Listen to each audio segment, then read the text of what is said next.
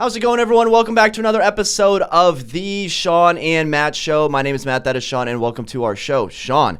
Yes. In today's episode, we are going to be talking about a massive HOA fee increase at a specific community in Florida. I thought it was going to be the Villages, that large mass. I think the Villages has like 2 different zip codes, but this is a HOA consisting of 6,500 households, and they have a HOA fee increase of over 300% and maybe even close to 400%. Absolutely astronomical HOA fee increase. So we'll touch on that. We will also talk about the house in Bel Air titled The One, which we have covered on a previous episode before. Previously listed for $500,000, went to auction. $500 million. $500 million. Yes. Thank you, good sir. $500 million and recently sold for much, much less than that. And then we're also going to get into a viral TikTok video, because that's where videos go viral, about an agent showing the wrong property and all of it being captured on a Ring doorbell, Nest security cam, Amazon Echo, Google Dot, whatever camera caught it. Shawn watched it and was like, "Thank gosh that wasn't me in that." Oh, it's been me before. Shawn was like, "Thank gosh it wasn't me when I showed the wrong house." Yeah, there was no Ring back then. We'll talk about that. Damn, how old are you? No, just kidding. All right, let's start with an article from the Miami Herald entitled "Fee Increases of 300 to 400% Stun Residents of Florida's Largest Homeowners Associations." Residents of the Hammocks community. What a name, by the way. Hammocks. I mean, that says it all right there. I want to live there. In Kendall, Florida, which I believe is southwest of Miami.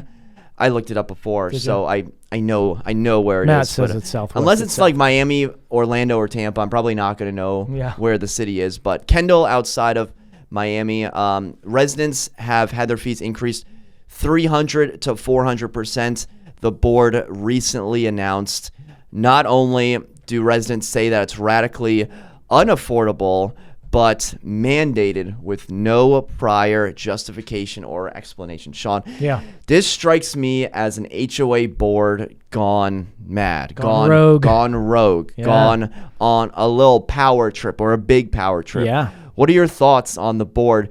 I mean, this isn't like an increase over the years. This is like pulling the Band-Aid and increasing 400%.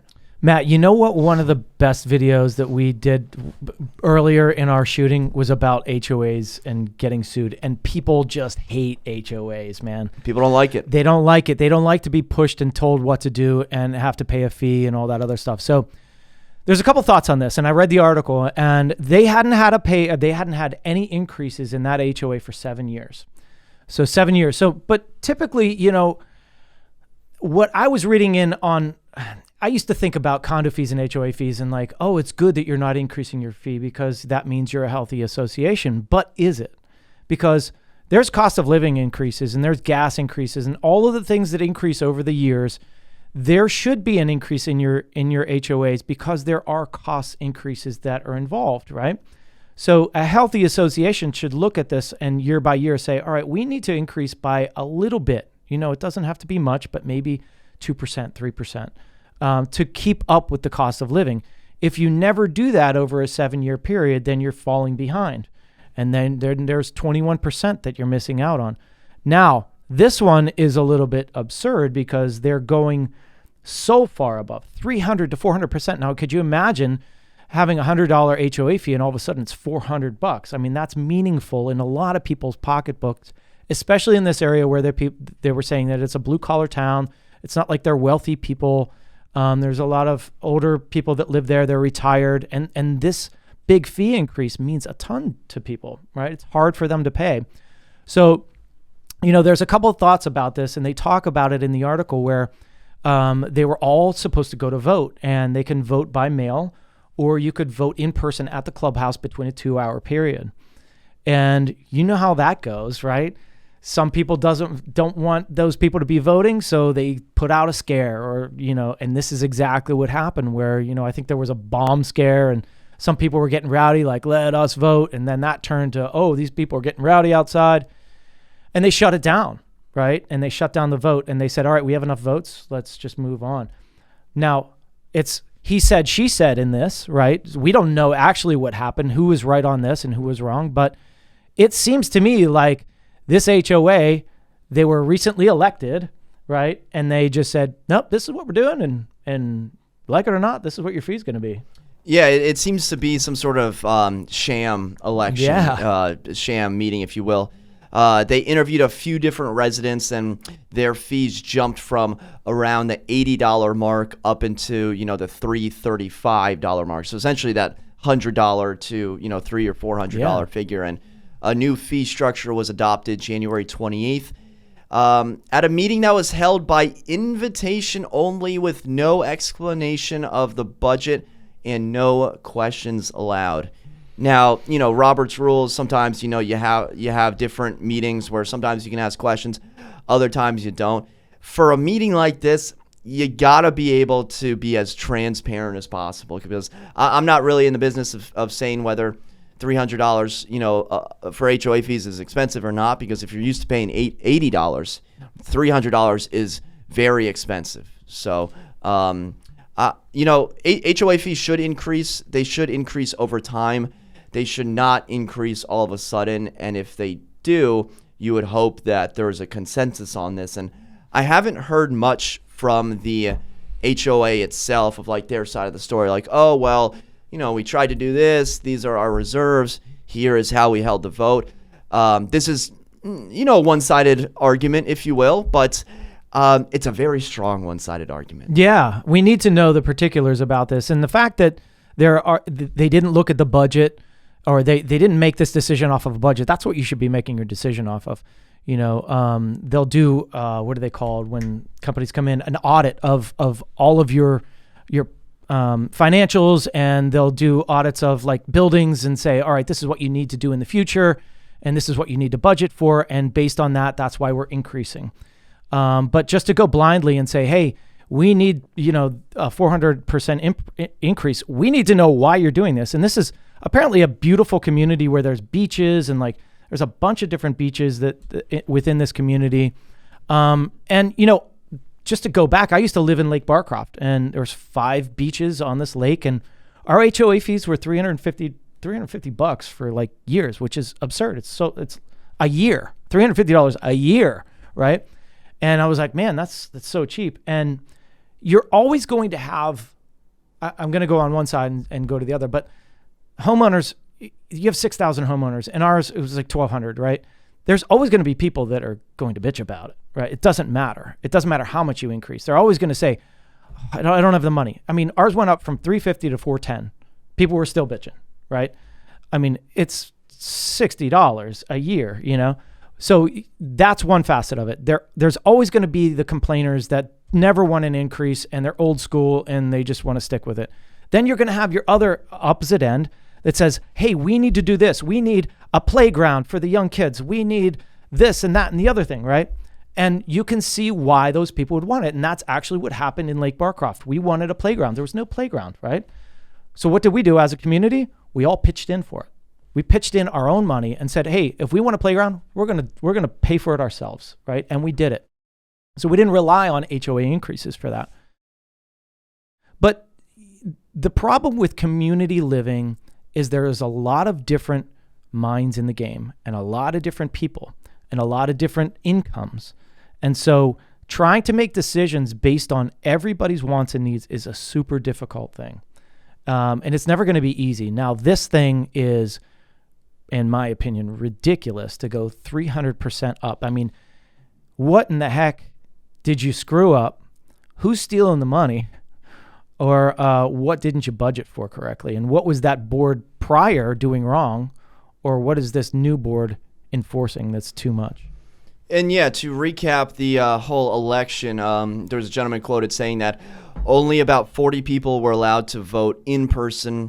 Hundreds of people were waiting in line, not allowed to vote. There were many accounts of abuse of the mail-in ballots. The bomb threat was fake. The police were not aware of any threat. I mean, we're talking about a bomb threat for an HOA vote. Like, That's what crazy. are we doing, people? And we're talking how many residents? 6,000 or 3,000? No, I believe there's 6,500 households. 65. That is a huge, massive community. Yeah.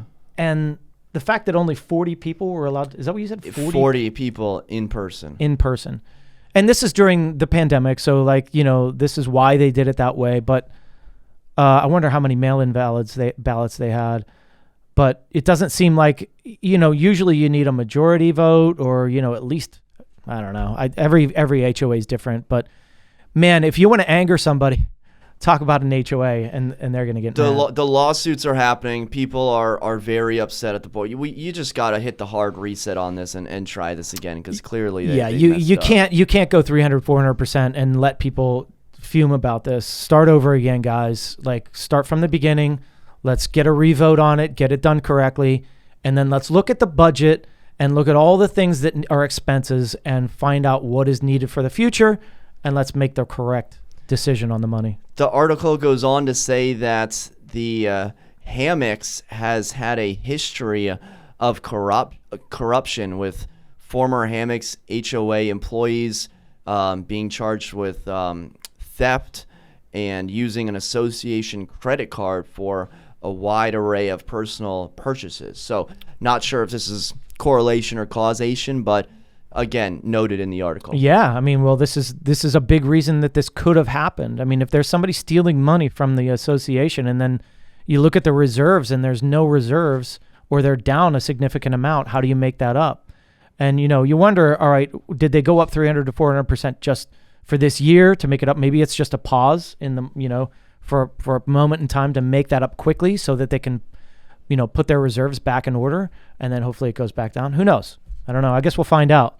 Good luck down there in the hammocks, guys. I don't really know if we have a lesson here. Yeah. The lesson is if you're living in an HOA, there's pros and cons.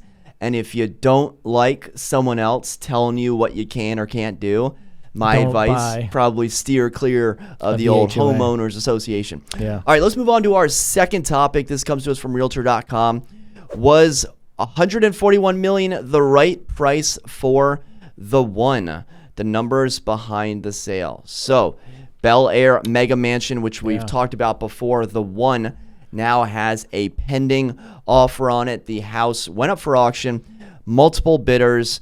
The winning bidder bid $126 million. You add the auction fee, and you get a price of $141 million for, you know, a house that was almost listed for $500 million for $500 million. So a heavily discounted price, if you will, Shawn.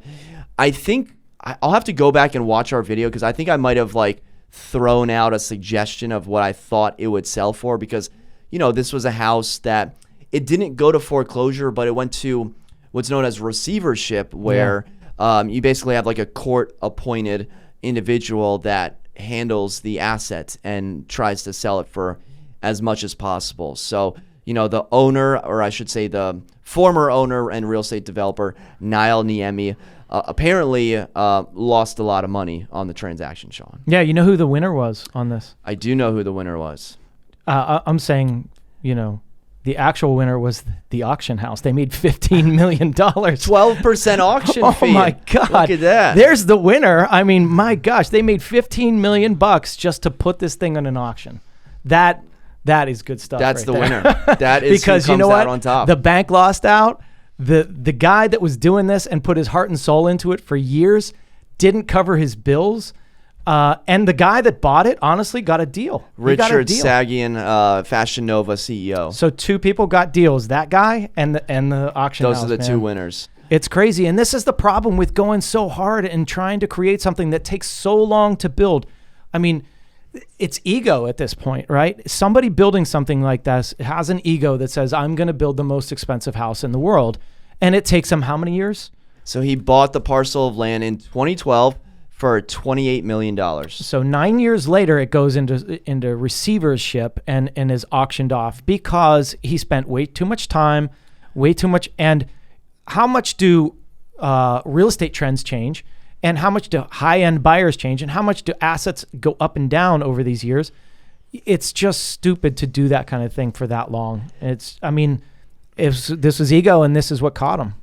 Debt on the home is reportedly upwards of $190 million, which means the winning bid wouldn't even cover what's owed. Niall Niemi apparently owes millions of dollars on the property. But I don't think Niall Niemi is just going to go away. Like I don't think this is the end of it. I think that. But who's going to trust? He's going to need loans in the future, right? And so who's going to trust that? His people just lost $50 million. I think if he's able to get loans of hundreds of millions of dollars on this one, he's able to do it again on another one. And here's the thing: is like he should be personal. Well, I don't know if he signed on. I'm sure his LLC signed on this, but like personally liable, for this stuff. So there's things that you have to sign when you take out a loan, but he had probably a lot of private money on this. I think there's ways to set it up where he can kind of bounce back and land on his feet. Money, yeah. Because when I was in New York City, a real estate agent up there was talking about 432 Park Ave, which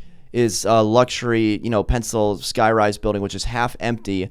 Lawsuits against it and stuff, but they sell for hundreds of millions of dollars and 20, 30, 40, 70 millions of dollars. And it's half empty. So people are like, oh my gosh, no one wants to live there. The developer is going broke.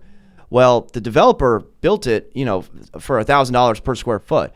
And now he's selling it for $10,000 per square foot. So even if you only sell a quarter or you only sell half, you break even and then you make money. So I'm not saying that Niall Niemi is making money on this, but I'm just saying that there's a lot that we don't see going on. And dude's got a lot of connections. And we don't understand. I mean, this is the ultra rich. We're not on the ultra rich level. But. And so the guy that bought it, Rich, he has the Instagram at Rich. Ooh. Just at Rich. Wow. Is that the best Instagram handle ever? It might be. So he's Fashion Nova CEO. I wonder what he paid for that handle. Probably a lot of money. Yeah. Yeah. Whoever got that handle in 2010 was a smart person. Yeah. So Fashion Nova CEO, highly trending, upscale fashion brand. And people are saying, hey, he's going to turn this into a place for the models to do shoots, do runways, do events, and write it off. I'm baby. I'm not a CPA, He's but writing that sucker off. If you buy an event space and you're doing business transactions That's there, really what it is. He's 40 years old. Oh my gosh! You would think I would think like who's going to buy this? Like I don't want to say a country, but I would say an international billionaire. Excuse me, espresso's coming up. Excuse, buddy. I would say international billionaire, old international billionaire. Yeah, like that's who you would think. This is a 40-year-old. Where is he from? Is he? Do you know? I mean, Rich. He this guy, Rich, American, down the street, like, bought a $40 million or $100. That's insane. He's and not it's some where does it come? International whatever. He's he created this amazing fashion brand that's super popular and all the celebrities love, and to have this iconic. I don't know if it's iconic now, but it's $100,000. I'm sorry, 100,000 square foot house. It's just going to be an iconic piece of LA real estate. Yeah, I forgot to put my phone on Do Not Disturb. That's all right there, it's buddy. Start blowing up. Speaking of New York, man, look out for this guy coming soon. He's got something we're all going to want to see here. Yeah, we toured a $25 million condo in New York City. Absolutely incredible. Shout out to TJ Verdiglione. Shout out to Corcoran Group. I think they might be the number one broker in New York City or close to it. Don't quote me on that, but they have an absolute out of this world 4,500 square foot penthouse in the sky right next to Billionaires Row that I was lucky enough to tour over the weekend. Matt toured it, did a video in there, and it's going to be amazing. So check it out. So that is the one. A lot of people are saying that the buyer got a deal on it. I think he did. I mean, think about the cost that went into that. I mean, it didn't even cover the loans on it. He got a deal. He stole it, and now he's going to write it off, man. That's his fashion plate right there. Dude, this guy is so smart. So smart. 21 bedrooms, 42 full bathrooms. Yeah. So I think it's a very smart move by the purchaser, but I don't think it's the end of Niall Niemi. I think you're right. I've started following him. I think he knows what he's doing. Although he did lose, whatever much money on this, that may go more towards the hard money lenders or the lenders that decide to loan him the money on that compared to, him as a person. But I'm excited to see what he has in store, his bounce back, his redemption. Yeah, he'll be back. Oh, yeah. All right, let's talk about our third topic. This comes to us from inman.com via TikTok. Ever show the wrong house? This agent did, and it went viral. And if you're watching on YouTube, I'll throw up a little bit of a clip of the video. Essentially, realtor walks up to a house, rings the doorbell. Homeowner has a doorbell cam. Unfortunately, the house that the agent was trying to go to was one of the ones right next door. And so you see not only the agent, but like 3 or 4 buyers poking, noodling around the outside of the house. The homeowner actually sets off the alarm, Shawn. Why they didn't just leave or make a phone call at that point is beyond me. And then one buyer disappears, goes around the house, and then reappears, opening up the front door since the back door was unlocked, and let everyone else in, Shawn. They toured the property for about 20 minutes and then locked up on the way out and went about their day. So I'm at work last week, and this guy rings on my bell. I can see him through my Ring camera app, but no one is home. My husband and I are both at work. My son is at school. He is clearly no cars in the driveway, but he is standing there waiting for someone. A car pulls up. About 3 or 4 additional people get out. They are standing in the driveway looking at my house. I'm thinking maybe they're some religious group or a salesman, or I am not sure at this point. Here we are on the side of the house. They're checking everything out. Talking about walking into the backyard, which you can't hear, but I set the alarm off on the Ring camera, so they turn around and head back toward the driveway, and I'm thinking I scared them off. However, one of them is no longer in the picture, which you will see in a minute as they head back to the front door. So as we cut back to the front door, you can see that the guy let himself in through the back door and is now opening my front door from inside and letting all of the additional 4 people into the house. Now, mind you, my dog is home. Apparently not a very good guard dog, but she's home. And they proceed to go in. They spend about 20 minutes opening every closet door, cabinet, you name it. They leave, they lock up like no one was there.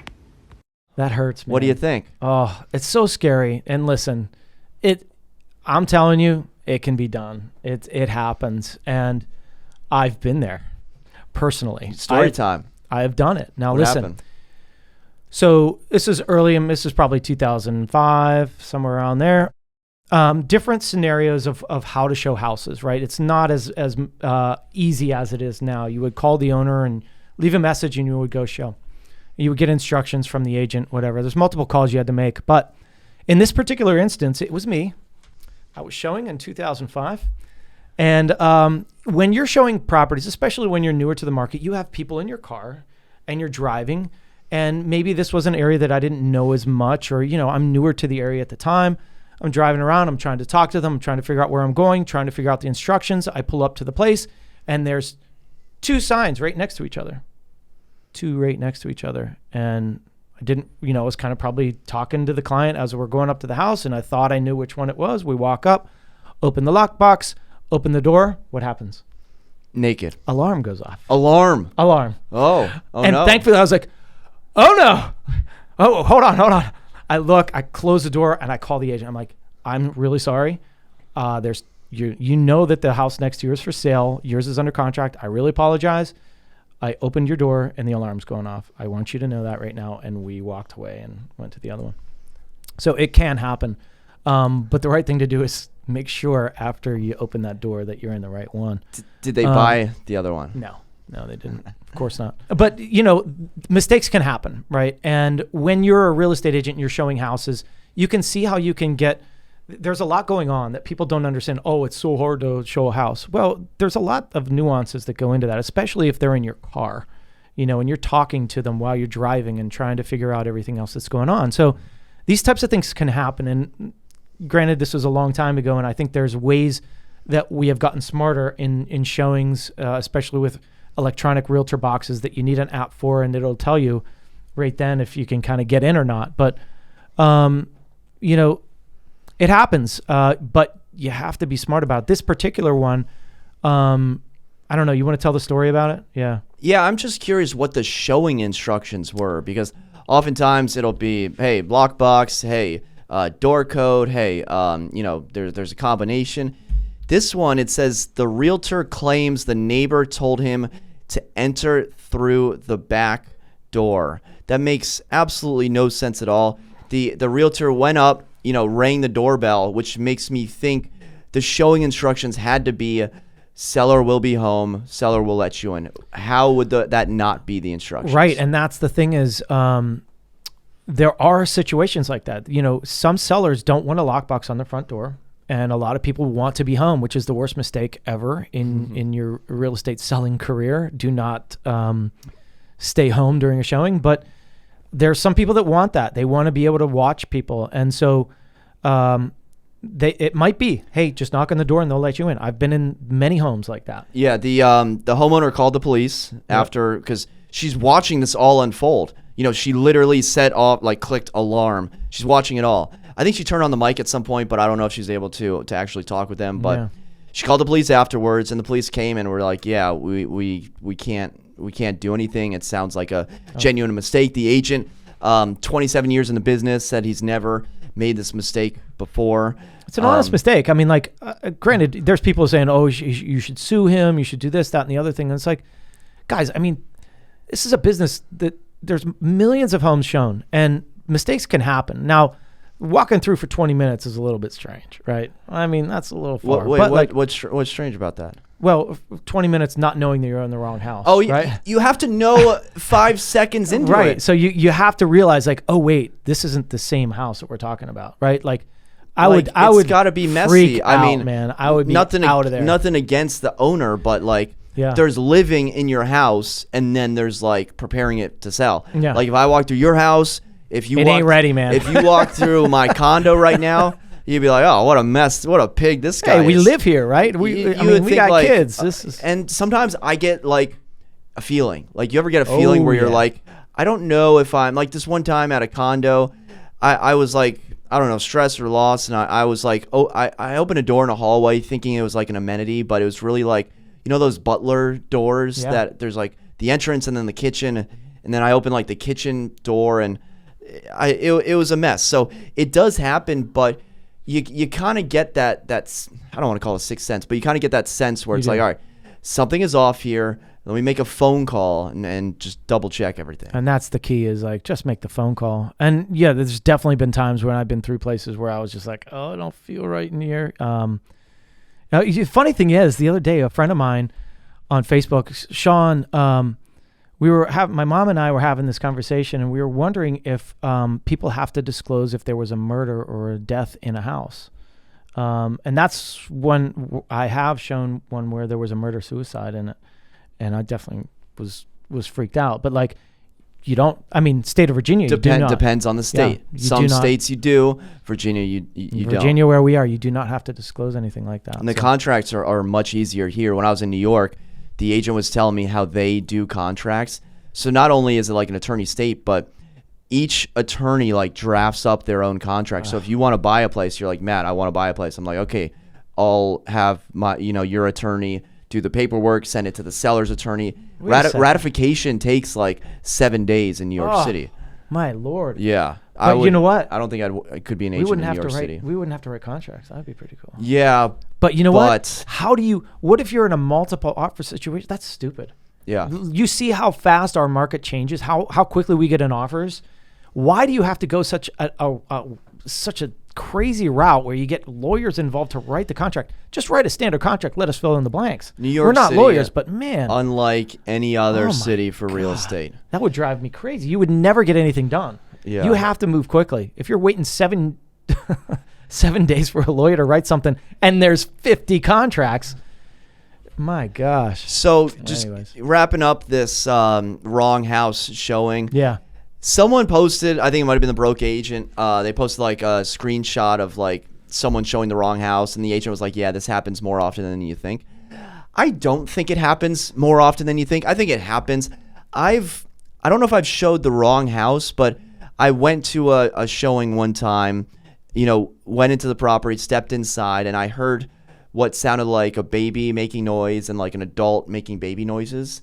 And so I was like, this is strange. And then I like turned on a few lights and then walked right out, didn't think anything of it. And then like the occupant called me and was like, I know you entered my house. It was the right house. They claim I went on the wrong day. I looked at my show notes. I went on the right day, but it does happen. Yeah. I mean, I've walked in on people sleeping on the couch snoring, and like I opened the door and there's a guy like laying on his couch snoring, and I'm like, let's step back out, man. I'm not going to be the one to wake this guy up, Yeah. So you always ring the doorbell. Yeah. You always knock. You always double check. yeah, and You never back in know. the day it was a lot different, in the early 2000s. I have this Shawn weird fear where I'm just going to open up the door and someone's just going to be standing there with a a shotgun. gun. I think that I have all that the time. fear. I So, do like, too, because you never know. I open the occupied doors like so slowly. Yeah. The worst is like when you go to an occupied house, sometimes it's like tenant occupied or whatever. Could be like a 3 or 4 bedroom house. All the doors are open except for like the back bedroom door, which is locked. And you see like light moving, like a TV is on, like under the door. Yeah. And you're like, I got to go in here.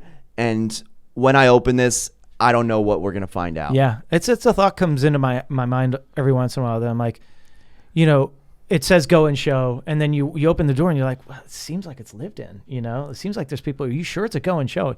You're waiting for somebody to just come rushing at you, something to think about. You never know.